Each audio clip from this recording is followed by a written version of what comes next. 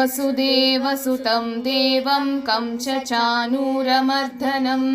देवकी परमानन्दं कृष्णं वन्दे जगद्गुरुम् अदसी पुष्पसङ्गासं हारनूपुरशोभितं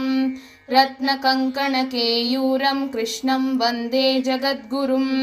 कुडिलालकसंयुक्तं पूर्णचन्द्रनिबाननं विलसत्कुण्डलधरं देवं कृष्णं वन्दे जगद्गुरुम् मन्दारकन्दसंयुक्तं चारुहासं चतुर्भुजं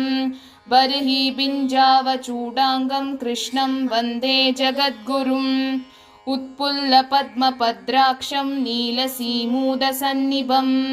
यादवानां शिरोरक्तं कृष्णं वन्दे जगद्गुरुम् रुक्मिणीकेलिसंयुक्तं पीताम्बरसुशोभितम् अवाप्ततुलसीगन्धं कृष्णं वन्दे जगद्गुरुम्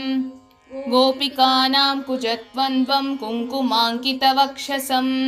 श्रीनिकेतं महेश्वासं कृष्णं वन्दे जगद्गुरुम् श्रीवत्साङ्गं महोरस्कं वनमाला विराजितं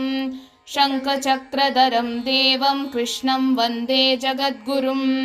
कृष्णाष्टकम् इदं पुण्यं प्रातरुद्राय यः पठेत् कोटिजन्मकृतं पापं स्मरणेन विनश्यति।